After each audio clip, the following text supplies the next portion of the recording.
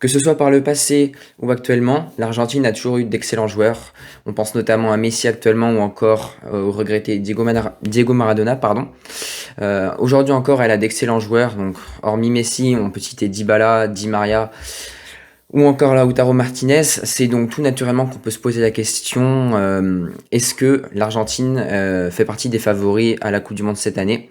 Donc voilà, donc pour répondre à cette problématique, on va utiliser trois parties. Donc premièrement, bah, forcément comme dans les deux autres vidéos, donc que ce soit pour celle du Brésil ou celle de la France, on va revenir sur l'effectif mis en place par le coach argentin.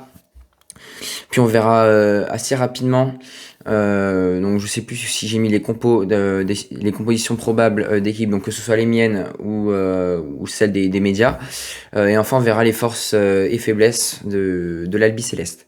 Donc voilà, donc bienvenue sur cette nouvelle vidéo. Installe-toi confortablement, on est ensemble pour une quinzaine de minutes environ, comme à peu près pour celle du Brésil. Nouvelle vidéo, c'est parti.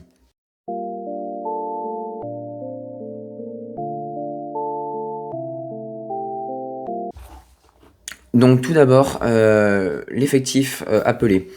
Donc au poste de gardien, donc on a Martinez, Armani et Rulli. Donc je précise Emiliano Martinez vu qu'on a trois Martinez dans l'équipe. Donc en ce qui concerne les latéraux droits, Montiel, Foyce, Juan Foyce si je dis pas de bêtises, et Navel Molina qui devrait partir titulaire normalement.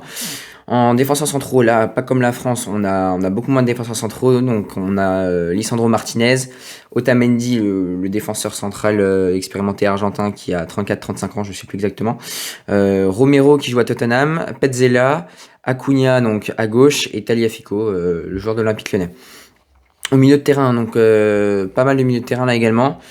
Avec, on va le voir, quelques faiblesses pour moi qui vont être au milieu de terrain. Donc Paredes, De Paul, McAllister, Rodriguez, Ezequiel Palacios et Fernandez.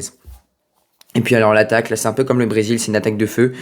On a de quoi faire entre Messi, Dybala, Di Maria, Gonzalez qui avait été appelé, mais malheureusement je crois qu'il ne va pas être retenu si j'ai bien compris les dires du coach argentin. Lautaro Martinez et la tout jeune recrue qui vient de River Plate de Manchester City, Julian Alvarez. Donc c'est vrai que ça fait du beau monde en attaque, du beau monde également en défense, mais on va voir que le milieu est un peu friable. Donc voilà pour grosso modo l'effectif de cette équipe.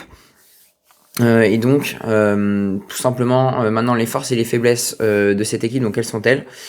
Donc on va avoir une équipe qui va être assez disparate, j'ai envie de dire, avec on va le voir, les latéraux qui sont pas forcément les meilleurs du monde. Je ne parle pas de Tagliafico qui pour moi fait le taf, enfin en tout cas en tant que supporter lyonnais on est très content et c'est vrai qu'il fait grosso modo souvent des bons matchs.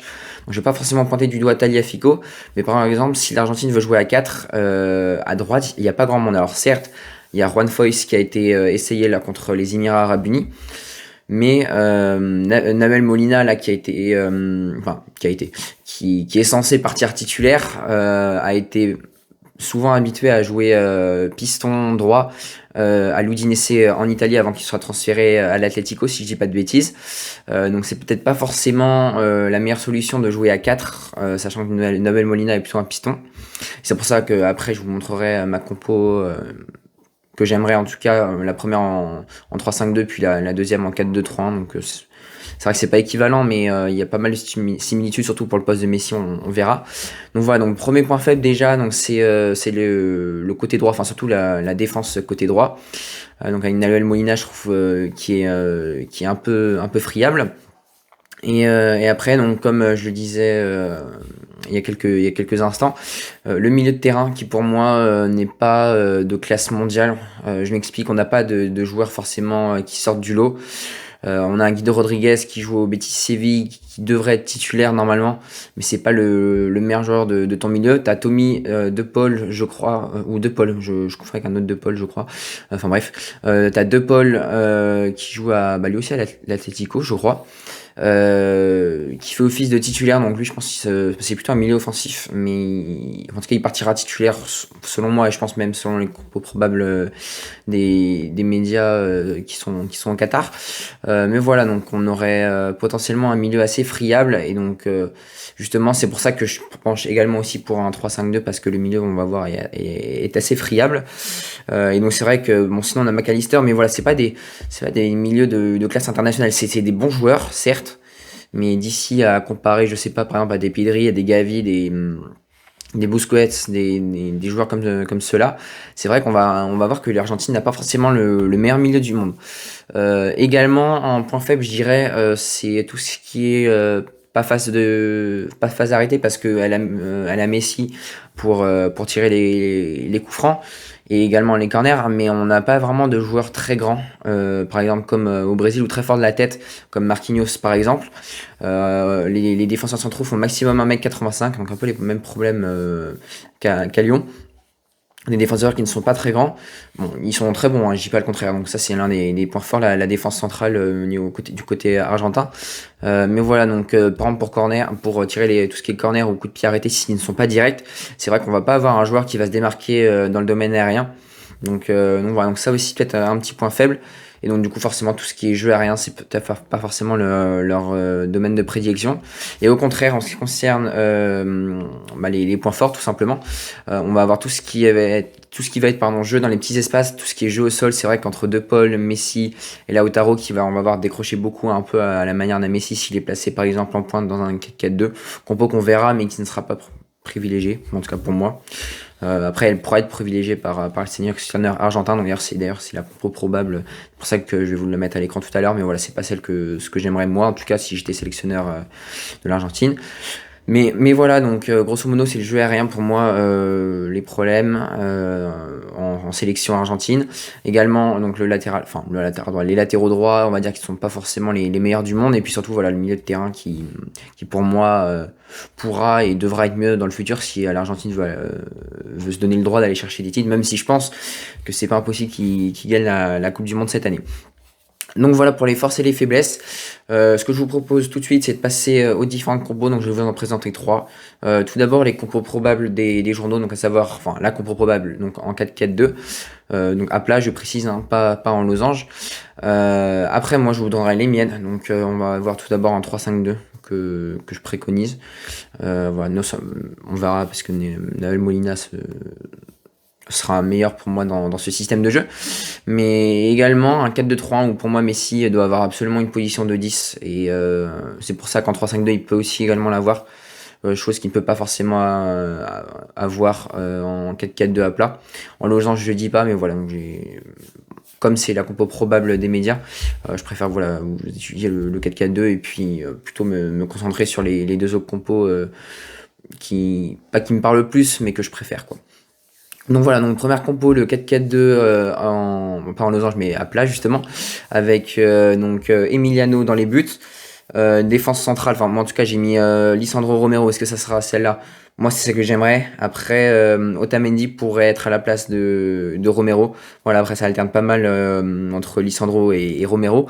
Donc Molina à droite forcément, pourquoi pas Foyth qui a été utilisé contre les Émirats Arabes Unis, même si on va voir que Foyth, il n'aura pas joué beaucoup en latéral droit, c'est pour ça que je le mets pas personnellement.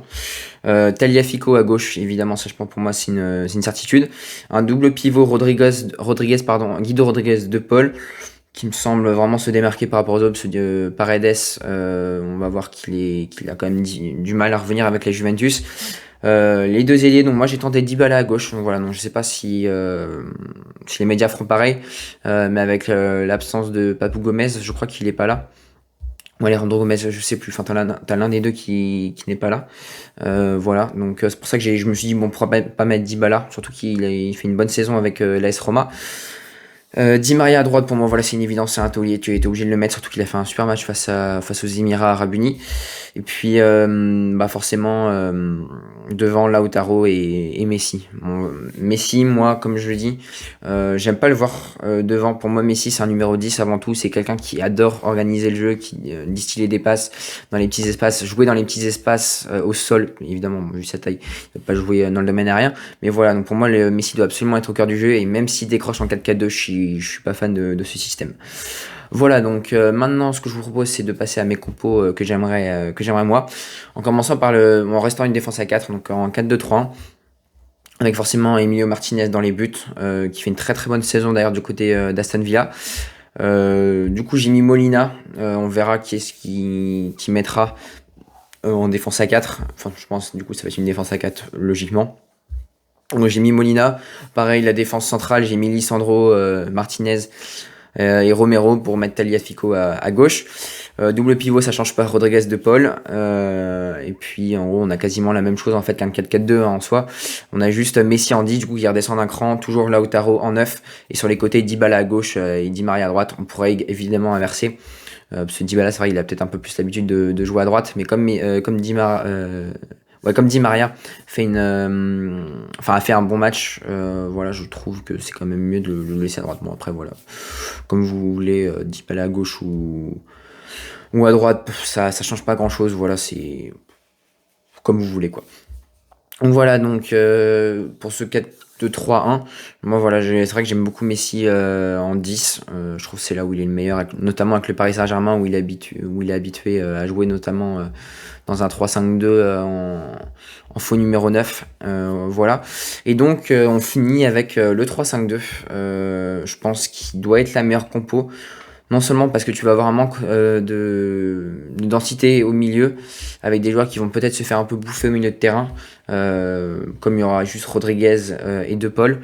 Je pense que justement amener cette densité au milieu en amenant Molina et Tagliafico qui a d'ailleurs joué comme ça avec l'Olympique Lyonnais en début de saison, je pense que ça peut vraiment être pas mal. Molina, il est habitué à jouer dans ce schéma-là. Tagliafico est très intéressant en tant que piston. Je dirais pas meilleur qu'en pur latéral gauche, mais pas loin. Offensivement, il est très intéressant. Et voilà, et on densifie la défense avec Lisandro, Otamendi et Romero, donc ça je pense que ça peut être pas mal et ça laisserait la position numéro 10 à Messi, donc c'est ça que j'aimerais beaucoup. Et Di Maria il peut jouer aussi avec les deux de devant, donc Lautaro et Di Maria, Di Maria il est vraiment capable de jouer devant avec Lautaro, donc voilà, c'est pour ça que je pencherais pardon plutôt pour cette compo. Après bon voilà, le 4-2-3 m'irait très bien, c'est juste voilà le 4-4-2 à plat qui me correspondrait pas trop. Après pourquoi pas mettre également un 4-4 de losange, mais ça demanderait un milieu supplémentaire. Donc voilà, donc je serais pas forcément ultra pour quoi, parce qu'il faut le trouver le milieu. Et donc tu mettrais Paredes, mais sachant que Paredes il fait pas une super saison avec la Juventus, voilà, c'est un peu moins mon fort, le 4-4-2 à plat. Mais voilà, donc n'hésite pas également à me dire la compo que t'aimerais en commentaire. Évidemment, comme d'habitude, n'hésite pas à partager, à t'abonner, à liker, à me suivre sur mon Twitter également, où je suis assez actif. On approche bientôt des 900 abonnés. Et du coup, pardon, bientôt des 1000. C'est génial, franchement, la chaîne progresse vraiment, vraiment bien en ce moment. Et voilà, donc on s'approche déjà de la fin de cette vidéo, donc je te dis à la prochaine. On essaiera de s'intéresser au Portugal, donc je sais pas si j'aurai le temps de tourner la vidéo, mais en tout cas, voilà, j'aimerais bien le d'ici mardi, d'ici le match des Français. Je sais pas quand est-ce qu'ils jouent par contre de Portugal, il faudrait que je me renseigne, je me suis pas assez bien renseigné pour l'instant. Mais voilà, pourquoi pas faire une vidéo sur le Portugal. Voilà, je vous dis à la prochaine, ciao.